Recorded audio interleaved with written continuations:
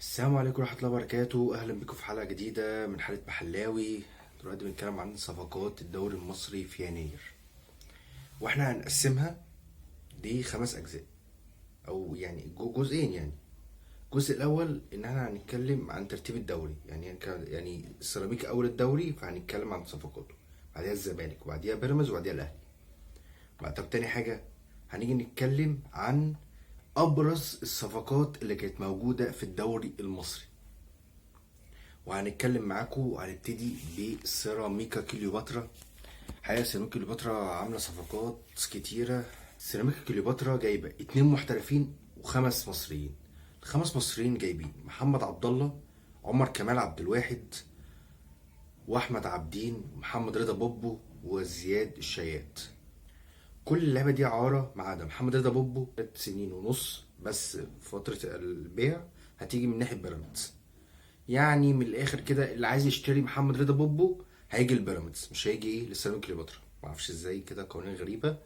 وزياد الشيات جاي من جمهوريه شبين، وغير معلوم اي حاجه عن سيراميكا كليوباترا في موضوع الصفقات ده. بكام ده جايب كام مش معلوم اي حاجه من سيراميكا كليوباترا. لكن دولة المصريين والاجانب جايبين ديفيد سيمو كوندا. ما هي ورقه يبقى قاري في الورقه ديفيد سيمو كوندا، وده جاي من زيسكو. وجاي واحد تاني اسمه فريدي مايكل، وده جاي برضه جاي من زيسكو. انما بقى الراحلين هم مروان عثمان للاهلي اعاره بنيه الشراء، وعلي محمد صالح. مين علي محمد صالح ده؟ ده ناشئ. طب ده ايه راح فين ده؟ ده راح فتره معايشه. ممكن على ما اعتقد على فكره في الوقت اللي انا هينزل فيه الفيديو يمكن هو يكون جه هنا مصر في فتره معايشه لرايو فاليكانو الاسباني. يعني لازم طبعا اذكر الاسامي دي، لازم نعرف الاسامي دي موجوده وبتروح فترات معايشه وهتنجح باذن الله، ولسه تعرفوا كام لاعب تاني. فالحمد لله احنا بنطلع لعيبه، في لعيبه بتطلع ان شاء الله باذن الله، مستقبل مصر باذن الله. ولو خلصنا بقى المركز الاول فاحنا هندخل على المركز التاني وهو نادي الزمالك. نادي الزمالك طبعا 11 قضيه، فانت مش هتعرف تجيب صفقات.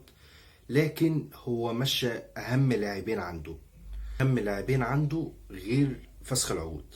اهم اللاعبين اللي عنده هو كان دونجا، ماشي لنادي النجم السعودي ب 800 الف دولار و200 الف دولار حوافز. اجمالي الصفقه مليون دولار. انما بقى ناصر ماهر جاي ب 67 مليون جنيه لنادي بيراميدز. نادي بيراميدز خد 19 مليون والزمالك خد 48 مليون. 19 مليون دولت مديونيه قديمه من صفقه بقى دونجا وصفقه عمر جابر، الصفقات دي كلها. انما بقى اللي فسخوا عقودهم هم صلاح مصدق وعمر فرج وعبد الحميد المعالي. صلاح مصدق راح نادي الوداد، عمر فرج بدون نادي لحد دلوقتي، وعبد الحميد المعالي الى نادي اللي راجعي منه والحقيقه انا مش فاكر اسمه. وندخل بقى للمركز الثالث هو نادي بيراميدز. نادي بيراميدز والله هو عمل صفقات حلوة. هو جاب 2 مصريين و3 أجانب. ال2 مصريين جاب محمد حمدي من نادي انبي إعارة، وناصر ماهر. وزي ما قلت لك قيمة صفقة الإعارة بتاعت صفقة ناصر ماهر ب67 مليون، وإعارة غير معلوم لحد دلوقتي رقمها كام. وجاب 3 أجانب، عودة الفخوري الأردني اللي جاي من نادي الحسين الرياضي بيمتد بصفقة 700 ألف دولار. ثم حامد حمدان اللي جاي من نادي بتروجيت ب50 مليون جنيه. وواحد تاني غير معلوم برضو قيمة الصفقة اسمه باسكال فيري، ده برضو جاي من زيسكو. تحس زيسكو دي مطلعة لعيبة جامدة واحنا مش عارفين نكسبهم اساسا في ماتش الزمالك اللي فات، ما ممكن انه هطل. بس مع اللعيبة دي لسه ما لعبتش. باسكال فيري جاي من نادي زيسكو غير معلوم قيمة الصفقة. والراحلين وهو عبد الرحمن مجدي وطارق علاء وعبد الرحمن جودة ومحمود عبد العاطي دونجا وبلاتي توريه. في 3 اللي هو عبد الرحمن مجدي وعبد الرحمن جودة ومحمد عبد العاطي دونجا، دول راحوا نادي الاتحاد. بلاتي توريه راح للاهلي الطرابلس. طب فاضلش غير طارق علاء هو راح لنادي زد. كده انت كده خلصت المركز الثالث هو نادي بيراميدز. فاضلكش غير الاهلي بس. والاهلي عامل ميركاتو. نادي الاهلي جايب 2 أجانب، يوسف بالعمري ب 570 الف دولار من نادي الرجاء، وكاموش إعارة من نادي اسمه تروموسو النرويجي ب 300 ألف دولار إعارة بنية الشراء بمليون وسبعمية ألف. جاب المصريين جاب عمرو الجزار جابوا نادي بنك الأهلي ب 60 مليون جنيه، وزائد أحمد رضا إعارة لنادي بنك الأهلي، ثم أحمد عيد. ودي صفقة أحمد عيد اللي جاي بصفقة تبادلية من نادي مصري بمصطفى العش ثم أحمد عيد، يعني قصب بقصب. ومفضلش غير مروان عثمان وهادي رياض. هادي رياض من نادي بتروجيت تقريبا قيمة الصفقة 50 مليون جنيه، ومروان عثمان جاي إعارة بنية الشراء. ثم الراحلين عن نادي الأهلي هو أحمد عبد القادر كارما العراقي ب 200 ألف دولار، وجراديشار إعارة إلى نادي أوبست المجري. ثم عمر كمال عبد الواحد ومحمد عبد الله واحمد عابدين والناس ومصطفى العش للنادي المصري، ثم قفشه اعاره لنادي الاتحاد، ثم حمزه عبد الكريم الى نادي برشلونه اعاره.